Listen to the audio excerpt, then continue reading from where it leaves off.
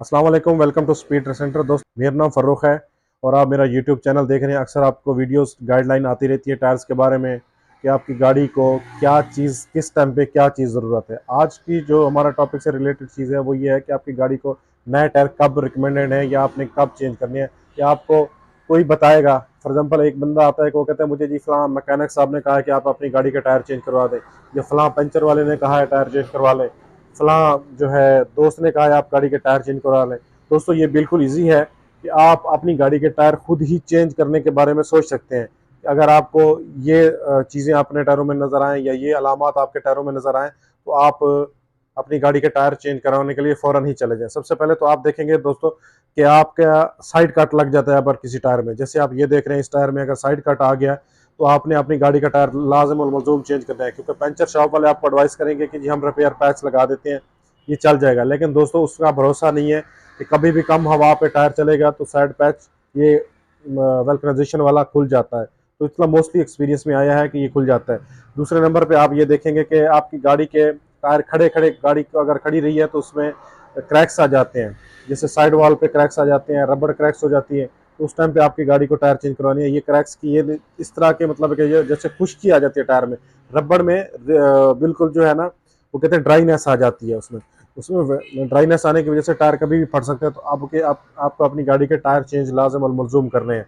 उसके बाद जो है ना, व्हील अलाइनमेंट की वजह से, मतलब मिसल व्हील अलाइनमेंट की वजह से आपकी गाड़ी के टायर एक इनर साइड या आउटर साइड टायर खा गए, गाड़ी खा गई है, तो आपने उस टाइम पे भी अपनी गाड़ी के टायर चेंज करवाने हैं ताकि आपकी गाड़ी सेफ एंड साउंड ड्राइव हो सके। Miss wheel alignment, for example, सबसे पहले तो आपने मिस व्हील अलाइनमेंट का, सस्पेंशन का आपने काज ढूंढना है कि आपकी गाड़ी के सस्पेंशन में कौन सा जो है एलिमेंट है, ये कौन सी चीज़ है जिसकी वजह से आपकी गाड़ी की व्हील अलाइनमेंट आउट हो गई है। तो वो सबसे पहले आप वो पार्ट रिपेयर करेंगे। सबसे उसमें चिमटा हो सकता है, बुश हो सकता है, आपकी गाड़ी का कोई शाक हो सकता है टूटा हुआ, हो सकता है आपकी गाड़ी का जो है एक्सल ख़राब हो, जिसकी वजह से आपने गाड़ी जो है ना मुख्तलिफ एंगल से चल रही हो। तो ये काजेस हो सकते हैं आपकी गाड़ी के कि उसमें जो है ना प्रॉब्लम की वजह से आपके गाड़ी के मिस व्हील अलाइनमेंट हुई हो और उसके बाद आपकी गाड़ी ने एक टायर। दोस्तों, एक और रीज़न है कि टायर आपका डी शेप हो गया, टायर टेढ़ा हो गया। ये मोस्टली आ रहा है दूसरे तीसरे दिन हमें जो है ना देखने को मिलता है। तो इसके बारे में मैं एक डिटेल वीडियो नेक्स्ट एक बनाऊंगा, इंशाल्लाह आपको उसमें अपडेट दूंगा। तो फिल वक्त जो है ना हम टॉपिक पे रहते हुए इसको बताएंगे कि आपका टायर अगर टी शेप हो गया है तो आपको चाहिए कि आप नया टायर रिप्लेस कर लें इसके साथ। उसके अलावा दोस्तों देख सकते हैं कि पंचर स्कैम जो बहुत ज़्यादा चलती है पम्प शॉप्स पे या किसी भी जगह पे आप जाते हैं, तो उसने दिहाड़ी बनाने के लिए 2 4 8 10 पंचर ऐसे लगा दिए।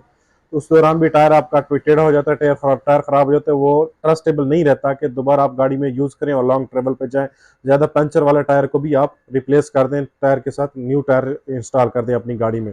और रीज़न कि आपने टायर ही देसी टायर शॉप पे खुलवाया, फॉर एग्जांपल जिसके पास टायर चेंजर है ही नहीं। तो जब टायर चेंजर उसके पास नहीं होता तो जैसे छेनी हथौड़े से वो टायर खोलेगा तो टायर की जो है ना साइड्स को डैमेज कर देगा जो रिम पे चढ़नी होती है। इस तरह का भी टायर बहुत डेंजरस होता है, इस पे आप ड्राइव नहीं कर सकते, तो इसको भी चेंज कर दें। लास्ट मेथड पे आपको चेक करने के लिए आपके पास डिजिटल ट्रेड डेप्थ गेज होती है कि जो कोई इंटरनेशनल स्टैंडर्ड है या लीगल स्टैंडर्ड्स में चेक करते हैं कि 1.6 मिलीमीटर जो है 1.5 मिलीमीटर ये बची हुई है गुडी इस पे, 1.6 की बजाय 1.5 है।